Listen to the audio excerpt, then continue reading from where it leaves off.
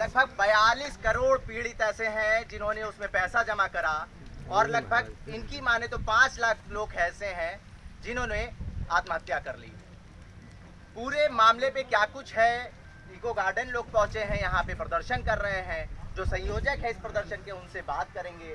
LUCC में आप लोगों ने पैसा इन्वेस्ट करा, 42 करोड़ की संख्या में आप लोगों ने पैसा इन्वेस्ट करा, ऐसा आप लोगों का कहना है। कहाँ गई कंपनी, कब का मामला है, क्या कुछ हुआ? केवल LUCC की बात नहीं है, पूरे देश में लगभग 3 लाख कंपनी थी LUCC जैसी। हाँ, उन सबको भारत सरकार ने the banning of unregulated deposit schemes act 2019 बना करके बैन कर दिया है पूरे देश में। 21 फरवरी 2019 से कोई कंपनी अगर चल रही थी तो वो गलत तरीके से चल रही थी, बाकी इस तरह की तमाम कंपनीज और उनकी स्कीम्स को बैन कर दिया था सरकार। ये 3 लाख कंपनी थी, उनके 42 करोड़ विक्टिम है। LUCC का जहाँ तक सवाल है, वो सागा ग्रुप की क्रेडिट कोऑपरेटिव सोसाइटी है। लगभग उसका 10,000 करोड़ रुपए का इसका स्कीम है, और 40-50 लाख लोग जो है उसके विक्टिम होंगे, जो अभी हाल ही में बैन की गई है। और उसका मालिक समीर अग्रवाल दुबई भाग गया है लोगों का पैसा लेकर के, कहो या ये कब की बात है, कब की बात है, कब? अभी हाल ही की बात है, 2-3 महीने पहले की बात है। अभी 25 को ही बाइंड अप की है कंपनी। जो बाइंड अप आदेश होते हैं उसके, क्या बोलते हैं उसको, क्रेडिट कोऑपरेटिव रजिस्ट्रार के 25 मार्च को ही हुए हैं। तो आज कितनी है, 27 है, 2 दिन पहले के ही आदेश हैं। तो वो भाग गया नहीं कहेंगे, ये समझिए एक तरह से जस्ट जैसे मेहुल चौकसी को उनको भगाया गया था सरकार द्वारा, ऐसे भगाया गया है। प्रधानमंत्री का ही आदमी था वो। अच्छा, वरना तो 21 फरवरी 2019 को जब बैनिंग एक्ट आ गया हिंदुस्तान में, तो कैसे चल गई अब तक वो कंपनी? अगर 42 करोड़ लोगों का पैसा इन्वेस्ट चले जा रहे कितना अमाउंट है? लगभग 10 लाख करोड़ रुपया है पूरे देश भर में लोगों का। 10 लाख करोड़ की व्यवस्था इसके चक्कर में देखते हैं भाई, अभी कहीं कबाड़ी खबर मिले जो आप सरकार ने भगा दिया। हाँ, सरकार ने भगाया।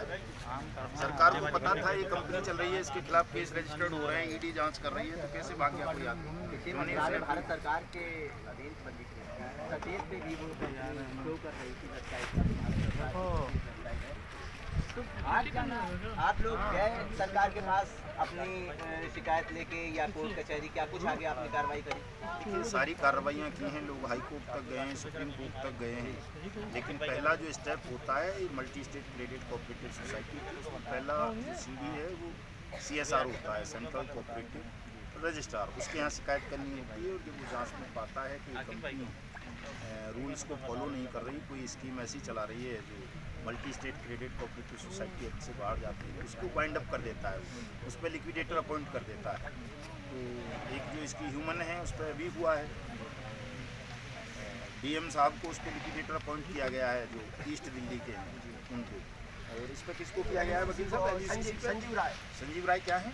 ये मंडलायुक्त मेरठ, मंडल आयुक्त मेरठ को उस पर किया गया है। LUCC को। देखिए, इसमें बड़ा तकनीकी बात है, कानूनी पहलू कि अब तक जितने भी multi state credit cooperative society के स्कीम हुए, चाहे वो आदर्श का हो या सहारा की 4 मल्टी स्टेट में और हैं, संजीवनी नवजीवन वगैरह, उनमें अब तक जहाँ भी लिक्विडेटर अपॉइंट करते थे तो किसी रिटायर्ड IAS ऑफिसर को किया जाता था, क्योंकि वो multi state credit cooperative society के अंतर्गत कार्रवाई हुई। लेकिन इस बार पहली बार ऐसा हो रहा है कि किसी डिविजनल कमिश्नर को या किसी DM को लिक्विडेटर अपॉइंट किया जा रहा है। लोगों को मूर्ख बनाने का षड्यंत्र एक तरह से सरकार रच रही है। डिविजनल कमिश्नर और DM दोनों ही कंपीटेंट अथॉरिटी हैं, बट्स एक्ट 2019 जिस एक्ट की मैं बात कर रहा था कि उसके अंतर्गत बैन कर दी गई। तो इन कंपनीज पर लिक्विडेटर अपॉइंट ना करके सरकार को बट्स एक्ट 2019 के अंतर्गत कार्रवाई करनी चाहिए।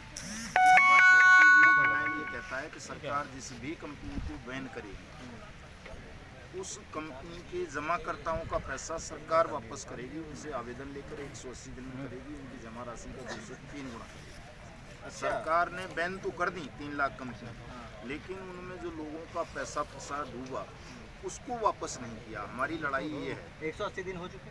180 दिन क्यों, 6 साल हो गए कानून को। 6 साल हो गए। क्योंकि 21 फरवरी 2019 को अप्लाइड किया गया ये कानून देश में। कंपनी देखिए, सरकार की नज़र में 21 फरवरी 2019 को बंद थी, जैसे ठेका बंद कर दिया कहीं आपने 2 साल पहले। ठेके के आसपास लोग शराब बेच रहे हैं आपको, बेचते मिल जाते हैं ना, कई लोग पौवा में बेच देते हैं। 2 साल पहले ठेका नहीं रहा, लेकिन 2 साल बाद भी वहाँ पौवा बिक रहा है, बोतल बिक रही है, थैली बिक रही है।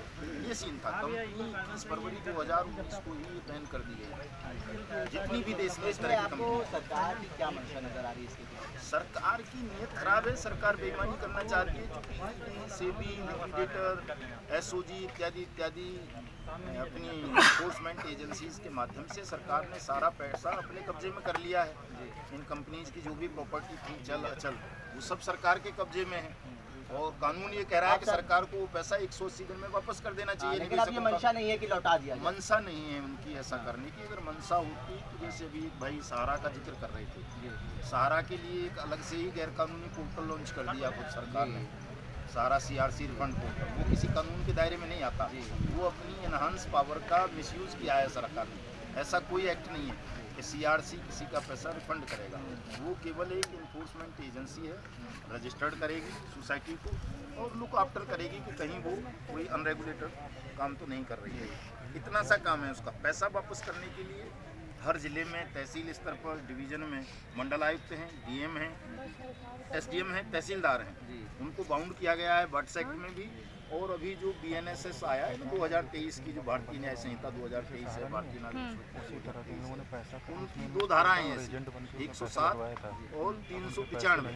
दोनों धाराएं ये बाउंड करती हैं जिला कलेक्टर को कि वो अपने जिले के ठेकेदारों के आवेदन लेगा और विदिन 60 डेज उनका पैसा वापस करेगा, उनकी प्रॉपर्टी को बेच के या जहाँ भी है। आप लोग काफी लंबे समय से प्रदर्शन कर रहे हैं, अब आगे की क्या कुछ रणनीति है? देखिए, हमारी रणनीति यही है। उल्टा चश्मा साहब, क्या नाम है आपका? उल्टा चश्मा ही है। हमारी रणनीति ये है कि परमात्मा इनको सद्बुद्धि दे, मोदी को, योगी जैसे लोगों को जो सत्ता में बैठे हैं, ये लोगों का